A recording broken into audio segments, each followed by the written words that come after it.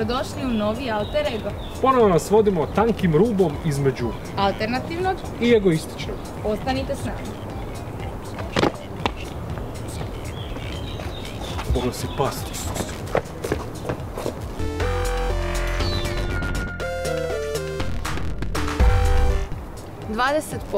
To je postotak nezaposlenih u Hrvatskoj. Dobro, više manje. Ali kad se radi o osobama s invaliditetom, taj postotak raste na čak 78%. Ako niste na ti s matematikom, to je razlika od stvarno puno posto. Kako doskočiti problemu opće nezaposlenosti u društvu, time su se brojne vlade mučile godinama. Kako tek očekivati da će se problem nezaposlenosti među osobama s invaliditetom uopće smanjiti? I onda su se neki mudri ljudi sa dugim bradama koji žive na Tibetu dosjetili kako zapošljavanje radnika ovisi o njegovom iskustvu. I krenuli s projektom pravovremenih stručnih praksi za studente s invaliditetom. Pogledajte o čemu se radi. U državi u kojoj redovi na burzi svakim danom postaju sve duži, možete samo zamisliti koliko je tek teško pronaći posao osobama s invaliditetom. Uz invaliditet, osoba koja ima invaliditet nije često najveći fizički problem, nego je koji ima već neke barijere na koje nailazi zahvaljujući tom invaliditetu i predrasude s kojima se susreće i s kojima se stalno mora boriti, i pokazivati da je zapravo jednako sposobna i jednako vrijedna. Kako redovi ne bi postajali duži, treba se početi brinuti već u studentskim klupama. Antoniji je to pošlo za rukom. Uz to što je odlična studentica socijalnog rada na Pravnom fakultetu, u sklopu projekta Iskustvo zlata vrijedi dobila je priliku odraditi stručnu praksu. Projekt je to koji omogućuje da 22 studenta s invaliditetom na razini cijele Hrvatske iskuse kako je to raditi za velika hrvatska poduzeća. Zadnjih 10 godina nas pitaju, kada govorimo o studentima s invaliditetom u obrazovanju, da nas pitaju što je za zapošljavanje. I od prošle godine kad je pokrenut ovaj projekt, stvarno možemo reći, evo, tu su se kroz ovaj projekt zaposlile, počinju zapošljavati osobe. Prije 3 godine projekt je pokrenuo Poslovni dnevnik, a prošlogodišnja suradnja s udrugom Zamisli rezultirala je stalnim zaposlenjem 3 osoba s invaliditetom. Ono što je važnije, mislim, od ove 3 osobe koje su zaposlene je to da su tvrtke vidjele da se to može i da nije neki bau. Iako se svaki dan povećava razina svijesti po pitanju potreba osoba s invaliditetom, diskriminacija je i dalje prisutna. Meni je ova praksa koju sam imala prilike obavljati, jako puno značila jer sam stekla samopouzdanje, što ja kao osoba s invaliditetom često sam doživljavala neke u ranijoj dobi predrasude, kao joj pa ti to ne možeš, ti nisi sposobna, daj bude neko drugi. Bilo mi je vrlo, zapravo to jako utječe na osobu negativno, a ovaj put zaista sam se osjećala ravnopravno, osjećala sam se kao neko ko je kvalitetan član tima. Antonija nije jedina koje ovo iskustvo pridonijelo pozitivnijem samopoimanju. Sve što ne bi znao pokazali bi mi, bili su jako susretljivi. Nisam ni u jednom trenu primijetio da je bila neka predrasuda. Možda malo straha na početku zbog neiskustva, ali poslije kaže brzo je se to jako promijenilo. Željko je danas diplomirani ekonomist koji je nakon ove prakse korak bliže ostvarenju svoga cilja, zaposlenju i osamostaljenju. U tome bi mu mogao pomoći i novi zakon o zapošljavanju koji je stupio na snagu prošle godine, prema kojem su poslodavci koji zapošljavaju najmanje 20 radnika dužni zaposliti određeni broj osoba s invaliditetom, ovisno o ukupnom broju zaposlenih radnika. Znači, tvrtka sama odluči da li će zaposliti osobu s invaliditetom poželjno i to je bolje, a ako nema mogućnosti ili nije sposobna, onda uplaćuju jedan fond koji služi za daljnje zapošljavanje osoba s invaliditetom. Zapravo, mislim da je najbitnije kako osoba sama gleda na sebe. Znači, ja sam sama sa sobom raščistila. Ja sam jednako vrijedna, jednako sposobna i mogu. Prvi je ovo korak u bolju budućnost zapošljavanja osoba s invaliditetom. Promjene zasigurno neće doći same od sebe, ali za mlade ljude kao što su Antonija i Željko, zakoni nisu ti koji će pokrenuti tu promjenu, nego upravo ono što ih je dovelo tu gdje jesu danas, njihova volja i upornost.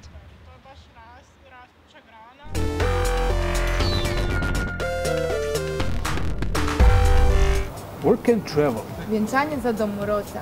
To su samo neki od načina na koji brojni Hrvati pokušavaju doći do obećane zemlje meda i mlijeka, odnosno Sjeverne Amerike. No vjerovali ili ne, ima i oni koji kreću u suprotnom smjeru. Tako jedan od brojnih Kanađana imenom Darren odlučio jednostavno zavrtiti globus, udariti negdje kažiprstom i gdje padne tu će doći. Kažiprst mu je pao na jednu prekrasnu, egzotičnu zemlju sa čarobnim morem imenom Hrvatska. A kako se je snašao u Zagrebu i što uopće radi u ovoj egzotičnoj Hrvatskoj, saznate u našoj novoj rubrici Portreti. I woke up one morning, grabbed a map of the world and thought that looks like a great place to start a new life.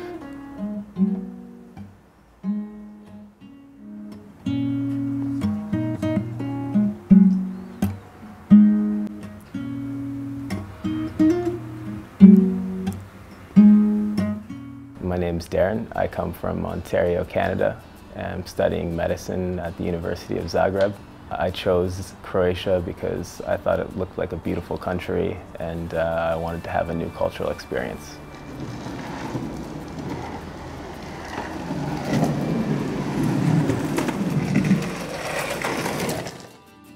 People seem to be a lot more relaxed in Croatia compared to Canada. For example, people here go for coffee for hours on end and socialize, whereas people in Canada are really working all the time and focused and stressed out. Actually, when I came here, I kind of expected to have a little bit of problems due to my race, but honestly, people have been only curious and curious, innocent. They really just want to know who you are and what your story is, more interest than anything else. When you go out and have drinks, people will come up to you and talk to you and ask you where you're from. That's one you get a lot, and they're really friendly and they like socializing and they're really receptive to outsiders. I have a friend who has a company back in Canada, so I did a little bit of modeling for them last year. It was kind of a fun experience. It's really easy to get paid to pose in front of the camera.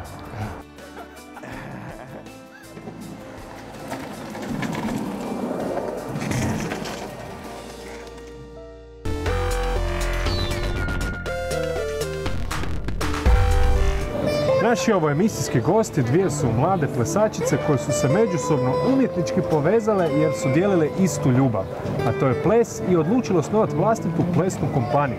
Dance Company and DM publiku su osvojile svojim plesnim performansima u kojima kombiniraju od klasičnih pa do suvremenih plesova. Ima tu baleta i džeza pa sve do floorworka i drugih modernih plesova. Kako svojim koreografijama nastoji potaknuti ljude na promišljanje ili na neku čak društvenu akciju, može li se u Hrvatskoj preživjeti kao profesionalni plesač ili još uvijek vrijedi ona stara o gladnim umjetnicima? saznala je naša Matina. Ajde, Ema, nemoj da te budu se. Ajde. Što Sava?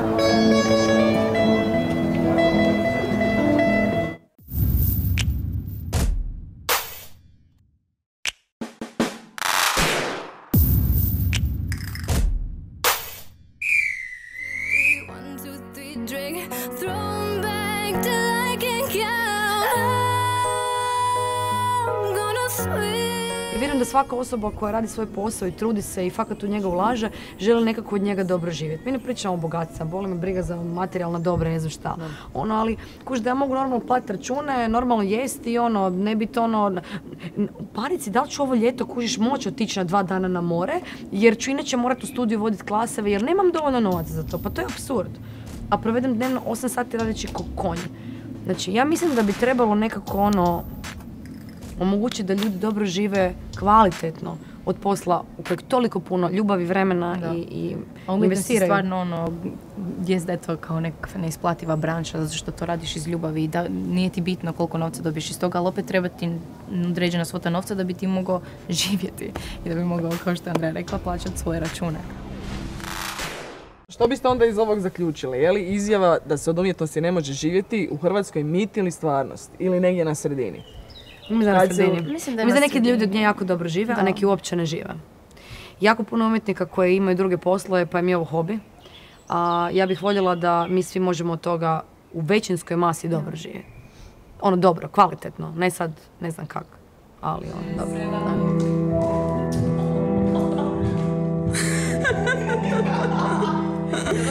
Što se može prenijeti pokretom. Sve što ti padne na pamet. Koliko to je dovoljno ekspresivno, koliko to može biti angažirano. Sve. Od toga kako biš napravila recept za ručak do nekakve možda priče svog života, nekakve poruke koja će možda nekom čovjeku pomoći koja je vezana uz svoje neko iskustvo. Stvarno jako Mislim, to je širok. To je jako širok dijapazon stvari koje se mogu izreći.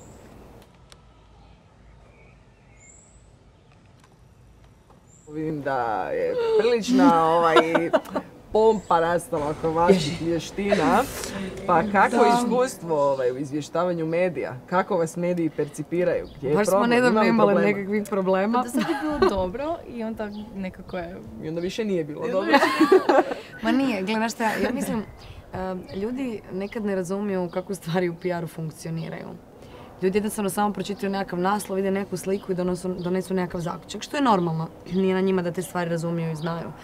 Konkretno nama se desila neka situacija u kojoj je s punim pravom urednik uzeo za pravo staviti naslov koji se njemu sviđa. It's ok, mislim, to je to prodaje novine, ja to razumijem i mi smo to znale. Naravno da nam nije drago zbog toga što to nije možda nekakav naslov koji nije do kraja istinit u odnosu na ono što smo mi rekli ili pričali, ali to je tako kako je. Nama je žao ako se neko uvrijedio s time, stvarno nam je jako žao jer to nije bilo izrečeno, ali isto tako mi za ljudi koji se bave našom branšom bi trebali biti svjesni u odnosu na svoj rad do sada i povijest, što znači davati intervjue, kako se oni rade, kako se režu. Mislim, mi smo svjesni toga treba autorizaciju dati sve skupa, mi takve stvari uredno radimo, ali to i dalje onemogućava da naslov bude kako bi mi možda htjeli, ne? A kad smo već na tom, evo opet smo došli do tog kontroverznog dijela, tog delikatnog dijela. Zanima me vezano za golotinju općenito na sceni. Dobro. Toga je sve više i više, a osobno nekako mi se čini da se to koristi nekad kad doista nije potrebno. Je li to doista za privlačenje sve šire publike ili to šalje neku poruku? Pa ovisi kako kome, ali toga ima stvarno, ja sam vidjela u Londonu takvih predstava da me bilo me sram tamo to gledat direktno. Znači gledaš to onako pod kraj oka i ne možeš Ne, ljudi nekad su stvarno ekstremni, što ja mislim da je potrebno i biti ekstreman, zato što onda tako nalaziš i neke su te, neke umjerenosti u tome. Ali ja mislim da golotinja je super sa pravim razlogom. Mislim, ja sam prva koja se non stop skida, to da cijelo javno zna, znači moji goli slika na izložbama kao blata. Pristane su, nisu neukusne. Ali jednostavno ne znam. Mi smo se u ovoj zadnjoj predstavi kao trebalo golit, u smislu priča. Kao da se vidi da smo bez maske. Pa smo bile u trikojima boje kože. Nismo trebali biti gole. Mislim, mogli smo, ali nismo. Kužiš? Da. I triko boje kože koji izgleda kao da si goli opet nekakva golotinja. A i sve ovisi o kakvoj nekakvom vrsti plesa isto. Ne možeš raditi baš balet totalno. Mislim, možeš ako želiš reći nekakav statement, ali s ovim što mi radimo, pa se tamo, pa moramo se sklizati po podu, pa moramo preko stola, to nije jednostavno praktično. Ako ništa drugo. Ne, mislim, ne možemo to tako raditi. Ona ovako sa svojim znojem smoći pola stola po kojem ja kasnije padam. Tako da bi je čak ja možda još malo i obukla. Da, ti radiš, a ja kao ništa ne radim. Ja tamo ležim i spavam. Kao ja došla, Ema pleše.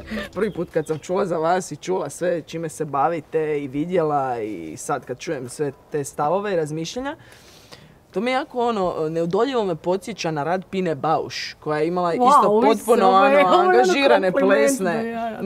To mi je bila prva asocijacija. Pa mene zanima u kolikoj mjeri vi imate, njegujete tu neku poetiku o angažiranoj umjetnosti, koreografijama, predstavama, da se baš prenosi poruka publici. Pina Bausch jedino i samo može biti apsolutno svakom plesaču uzor u 1000 milijuna aspekata. Ta žena je promijenila izgled plesne svijeta.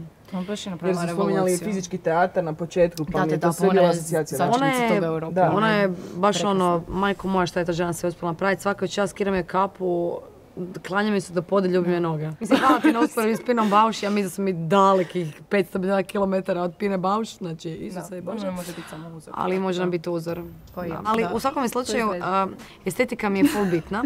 Znači, estetika stvarno je, ali nikako ne može biti važnija od funkcije. Nikako. Znači, možemo mi tu diskutirati o nekom pokretu kada ga radimo, možda bi bilo zgodno da se rotiramo u drugom smjeru ili će dijagonala izgledati zgodnije ili nešto. Ali ne na uštrb toga da u tom trenutku zbog takve nekakve promjene poruka koja je trebala biti prenesena u datom trenutku bude narušena.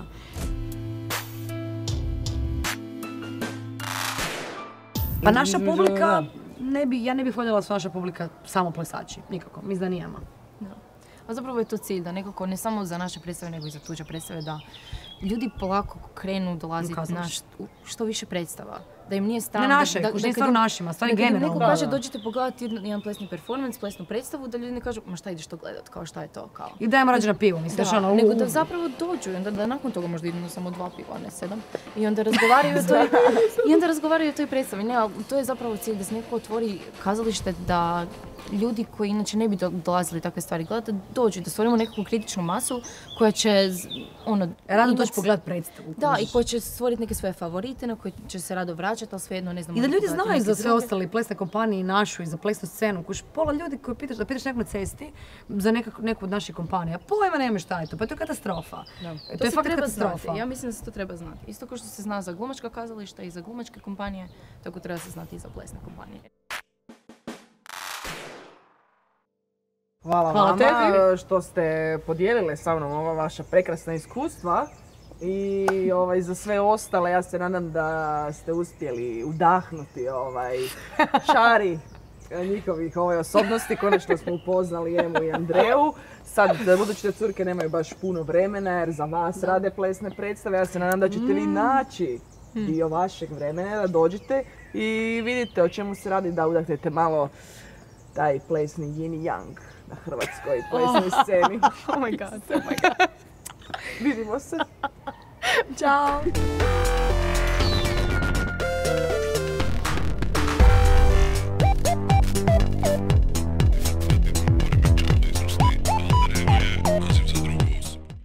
Na ulici obično nailazimo na performanse koji se bave osvještavanjem nekih aktualnih društvenih tema. No ponekad nije tako lako proniknuti u pravu namjeru umjetnika. Kubanac Alejandro Figueredo Diaz Pereira priprema se 3 tjedna živjeti unutar uskih zidova jedne čikaške galerije. Za to vrijeme neće govoriti niti komunicirati s drugima, a hranu i piće dobivat će kroz ventilacijski otvor.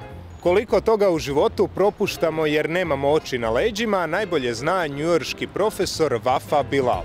On je kirurški ugradio malu kameru na zatiljak te potom fotografirao svakih 60 sekundi i to sve objavljivao na internetu. Ako odete do luka Manhattanskog mosta, možda vam se posreći pa tamo zateknete umjetnika Dred Scotta. On neprestano pokušava ušetati u mlaz vode pod visokim pritiskom koja suklja iz vatrogasnog crijeva. Tim performansom on ukazuje na potrebu neprekidne borbe za ravnopravnost. Umjetnici Ulaj i Marina Abramović 1988. godine odlučili su simbolično prekinuti svoju vezu. Svatko od njih krenuo je hodati s jednog kraja kineskog zida, a nakon što su se našli u njegovoj sredini, zagrlili su se i otišli svatko na svoju stranu.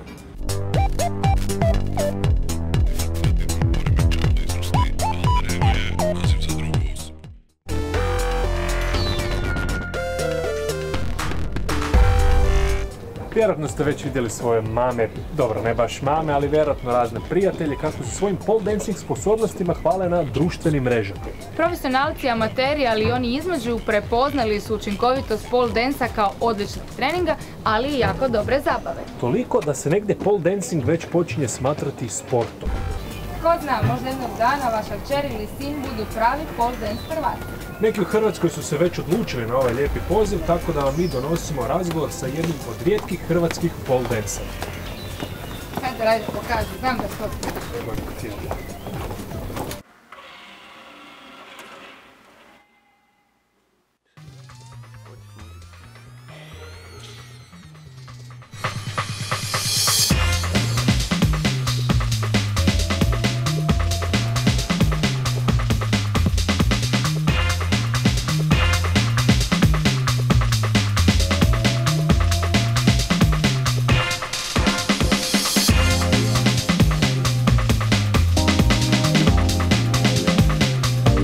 Pole danceom sam se počeo baviti prije godinu dana. Obzirom da sam se bavio više od 20 godina različitim sportovima, odlučio sam iskušati sebe i probati još nešto novo.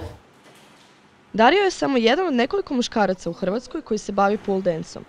Razlog tome leži u predrasudu da je pole dance prvenstveno namijenjen ženama.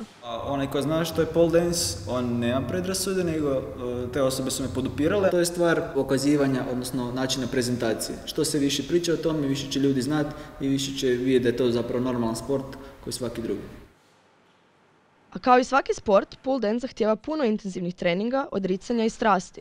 Važno je dobro se zagrijati i stegnuti prije nego što krenete na šipku. Akrobacije i fleksibilni pokreti su ono što ovaj sport čini privlačnim. Sad spin.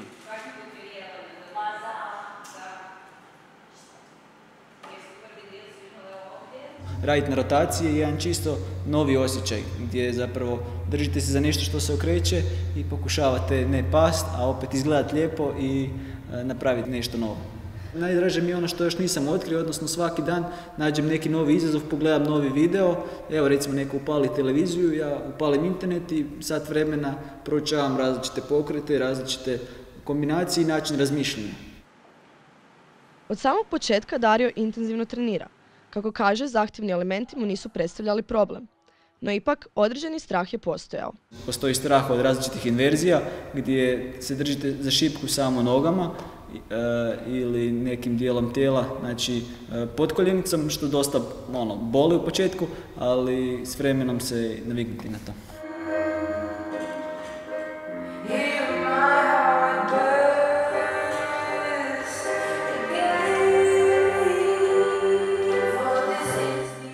Važno je naglasiti da danas postoji razlika između sportskog pole danca i plesnog, takozvani S-faktor. S-faktor se bazira na plesnim elementima, spaja emocije i fizičko, dok sportski zahtijeva snagu i fleksibilnost.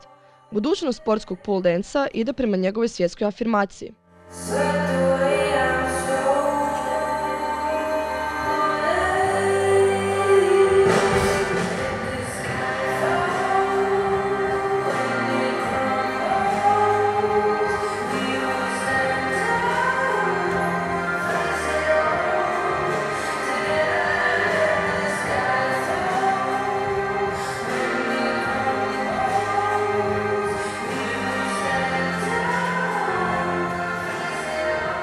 Smatram da pole dance ne bi trebao biti stigmatiziran kao ženski sport. Trenutno je zato što je dance. Ako bude jedna ideja da se zove pole sport, pa bi više išlo u smjeru sporta gdje bi se radile i akrobacije. Bio sportski ili plesni, za muškarce ili žene, pole dance iz dana u dan svakako postaje sve popularniji. Nazvali ga hobijem ili sportom, jedno je sigurno. Pole dance ruši tabuje i ne poznaje granice.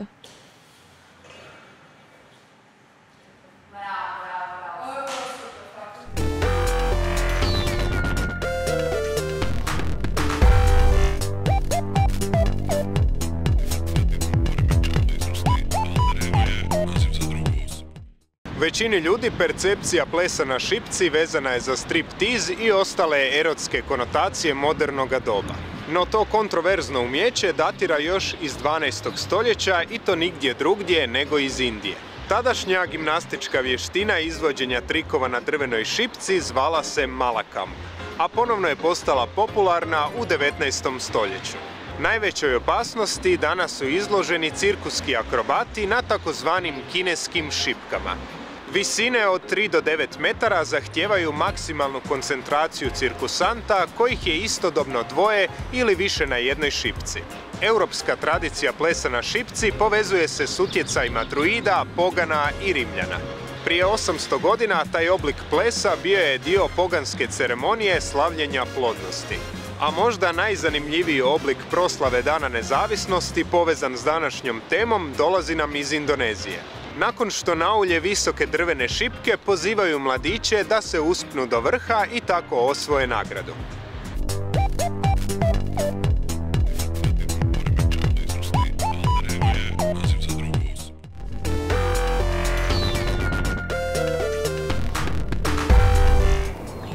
I kao sve lijepe stvari u životu, i ova je nažalost završila, stigli smo do još jednog kraja, još jednog alter ega.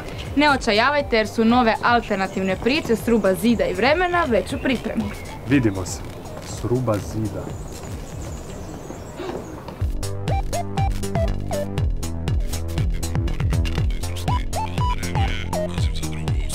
Drugačijih osobina, drugačijih psihičkih obilježja.